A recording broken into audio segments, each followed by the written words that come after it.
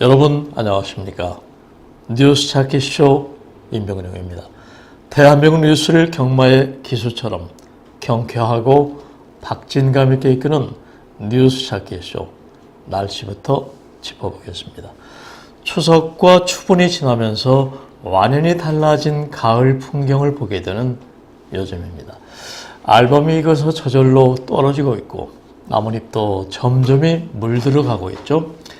아침 기온도 10여 도로 머물 만큼 쌀쌀해졌는데요. 오늘 서울을 비롯한 중부지방의 날씨는 대체로 구름이 많이 끼는 가운데 낮 최고 22도가량에 머물겠습니다. 뉴스쇼 시작하겠습니다.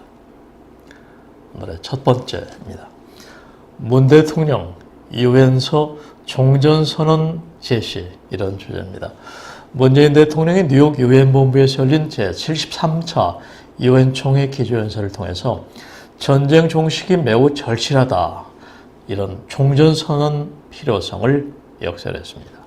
한반도 문제의 원전자자 또 비핵화 협상의 촉진자로서 각국 정상들 앞에서 평화 프로세스 진전을 통한 연내 종전선언 달성이라는 로드맵을 공식화하며 당부하고 나선 것이죠. 여기에는 한반도와 동북아 평화체제 구축을 위해서 비핵화 협상의 당사자인 도널드 트럼프 미국 대통령과 김정은 북한 국무위원장의 강력한 의지에 더해서 국제사회의 지지가 절실하다는 판단이 깔린 것으로 보입니다.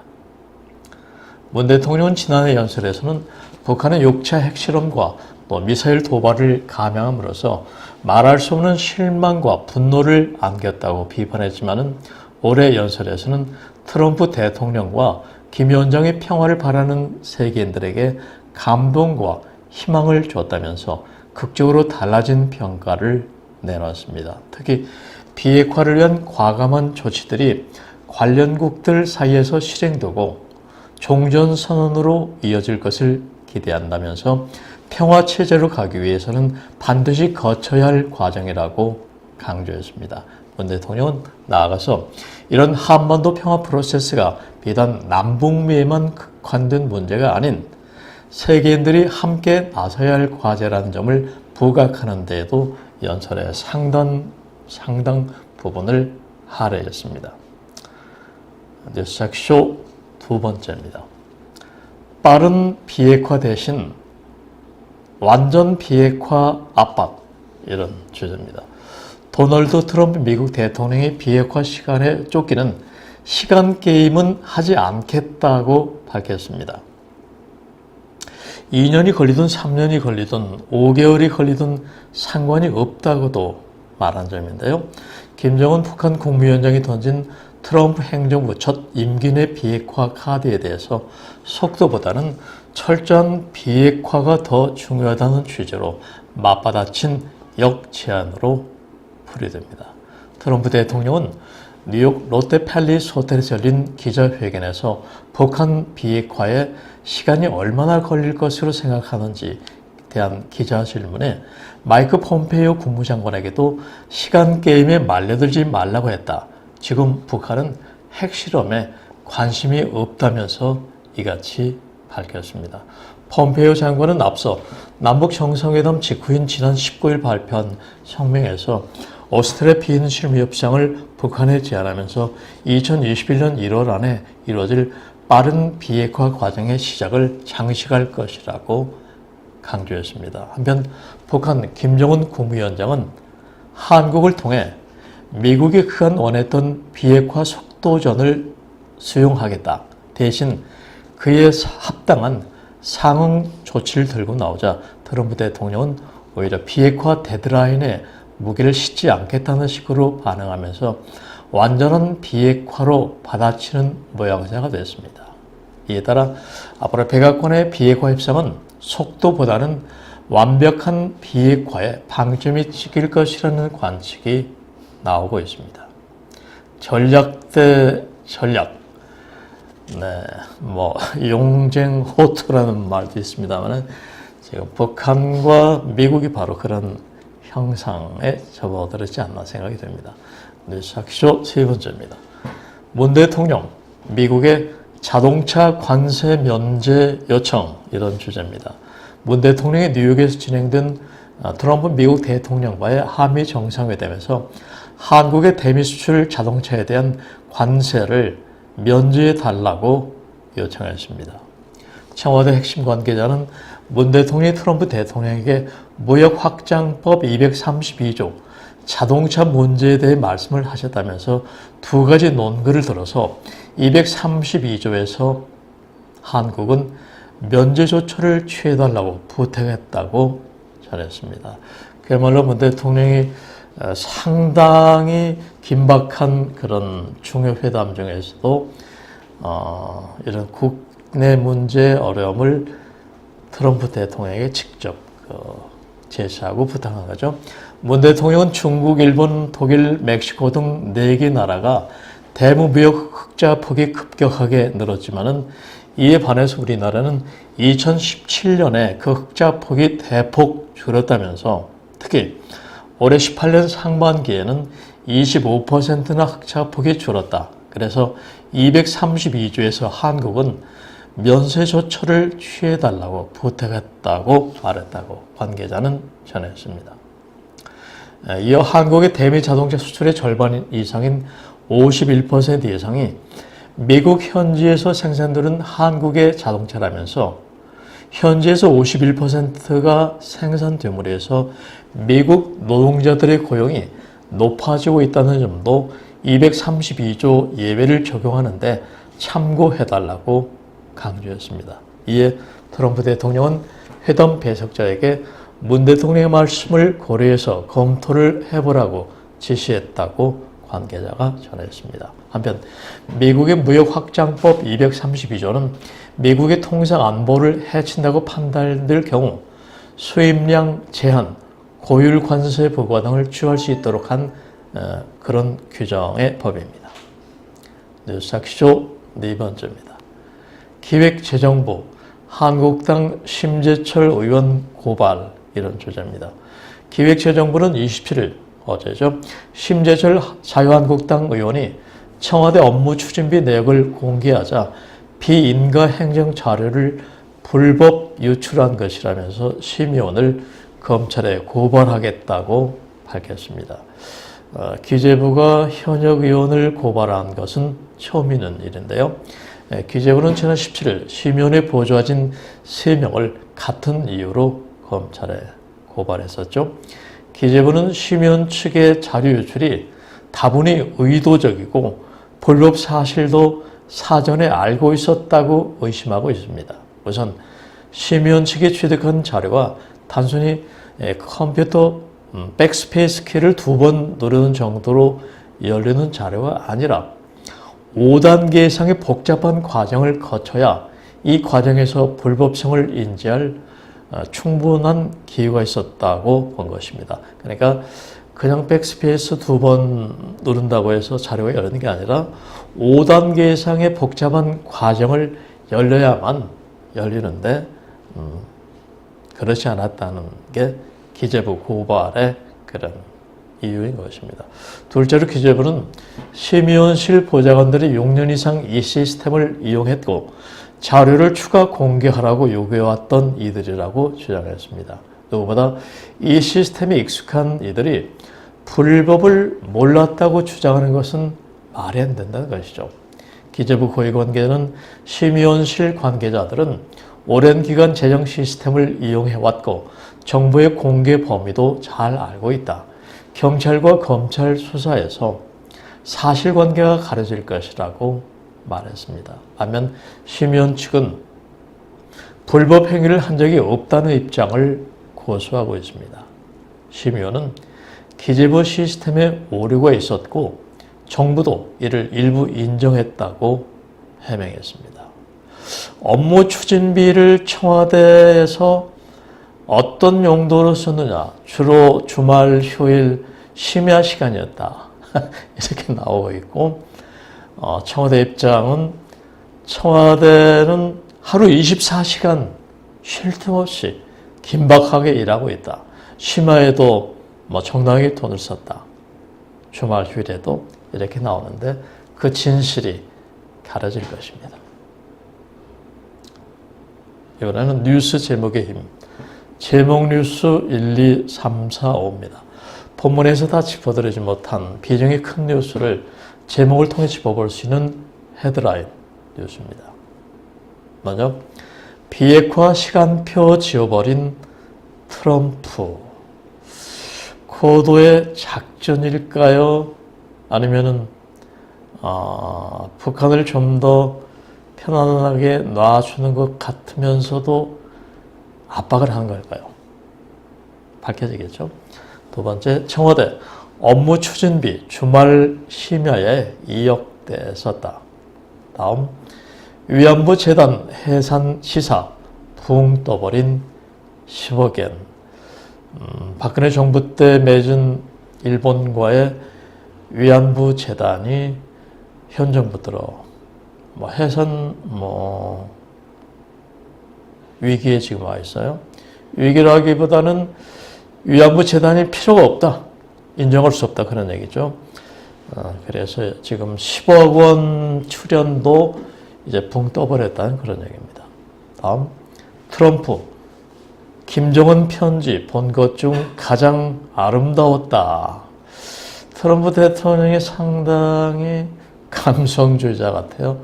무려 김정은 북한 국무위원장과 5번째 편지를 주고받았는데 이 편지 중 가장 아름다웠다 이렇게 표현을 했습니다.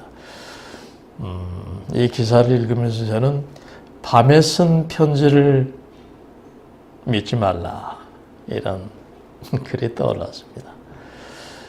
다음, 남북관계 시속 50km로 속도 냈지만은 비핵화는 10km 불과.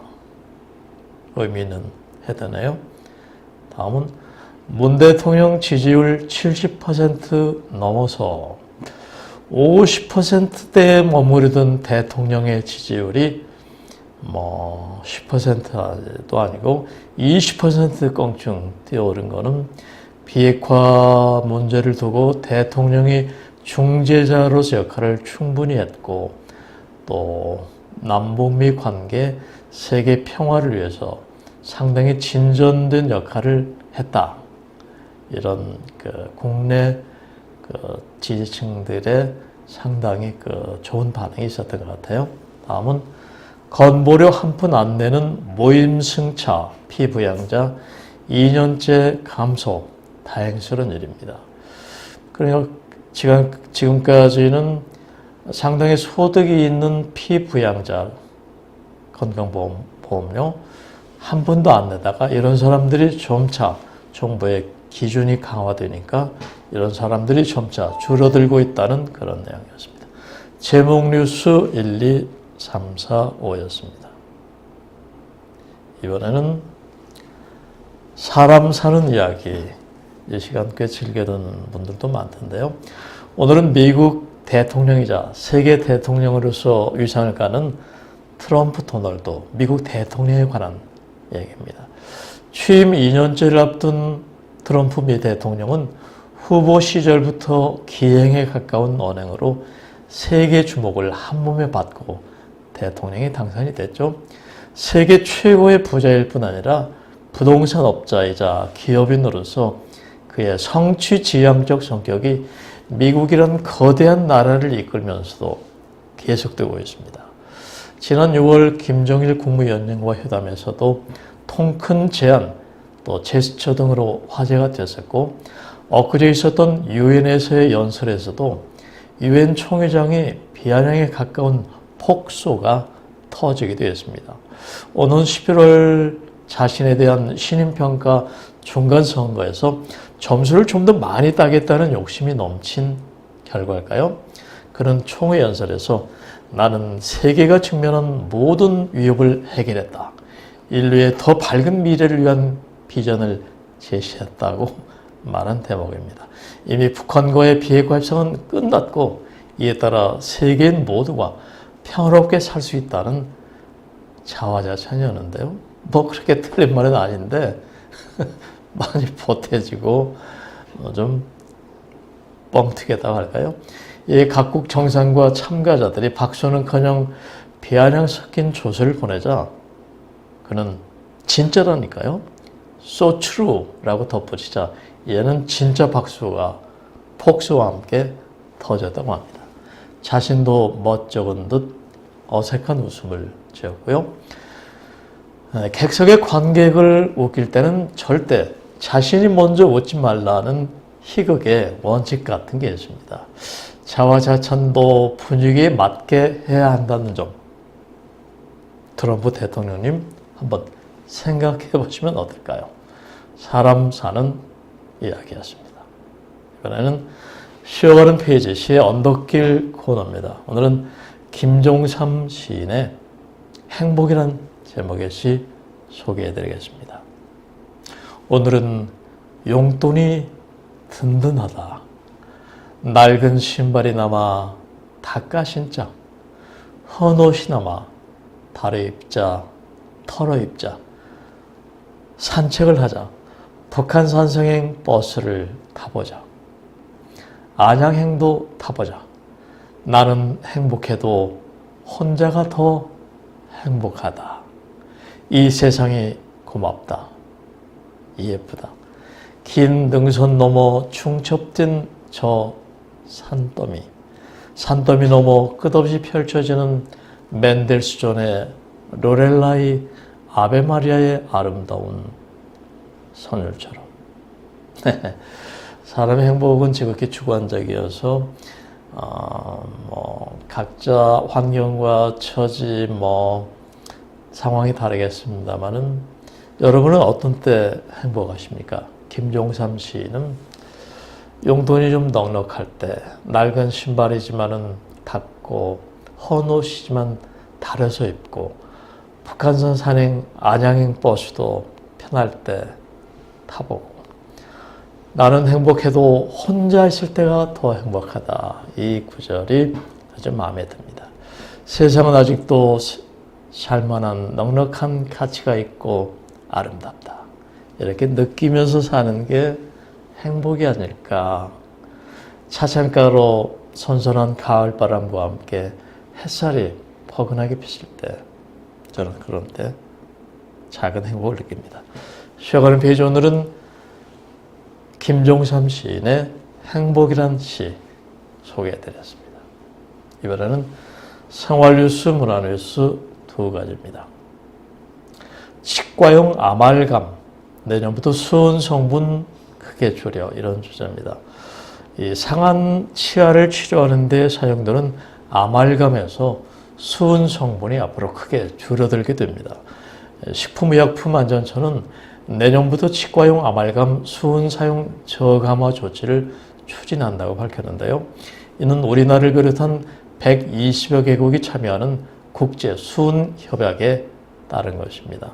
기존에는 충치나 파손된 치아를 아말감으로 떼올 때 치과 의사들이 은주석 동을 주성분으로 하는 합금을 직접 수은과 섞어서 사용했는데 치아 틈 사이에 유연하게 끼워 넣기 위해 수은이 필수적이었습니다. 그러나 사용량에 특별한 기준이 없어서 수은을 과도하게 섞는 문제가 그간 대두되어 왔습니다. 이를 위해서 식약처는 내년 1월부터 치과용 아말감에 들어가는 분말이나 정제형 합금에 대한 제조 수입을 금지하고 20년 1월부터는 캡슐형 치과용 아말감만 제조 수입 사용하도록 할 예정입니다. 국민 건강을 위해서 상당히 필요한 조처고 빨리 이루어졌으면 좋겠네요. 생활뉴스, 문화뉴스 두 번째입니다.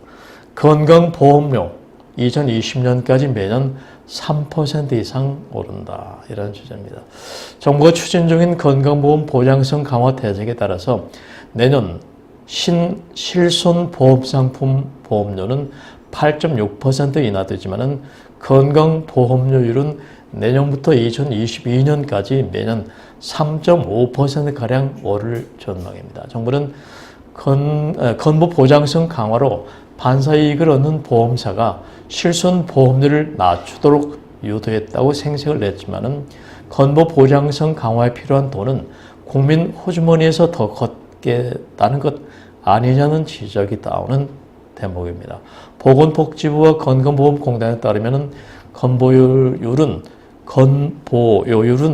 올해 2.04% 오른 데 이어서 내년에는 3.49% 인상되는데 이는 2011년 이후 8년 만에 가장 큰 인상폭입니다.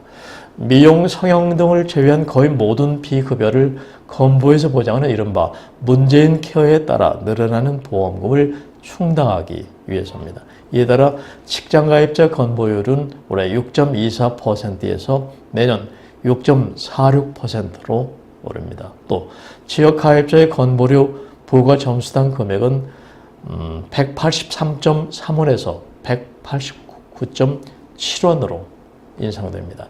직장가입자의 월평균 건보료는 올해 10만 6,242원에서 내년에는 10만 9,988원으로 오를 예정이고 지역가입자 월평균 건보료는 올해 9만 4,284원에서 내년 9만 7,576원으로 인상될 계획입니다. 뉴스 하기쇼 이제 마무리 순서입니다. 가을이 오면 흔히들 하는 얘기 중에 하늘 높고 말살치는 계절, 천고마비란 표현이 있습니다. 하늘이 높은 건 알겠는데 말살치는 계절이란 무슨 의미일까? 초중학생 때 의아심을 가졌는데요.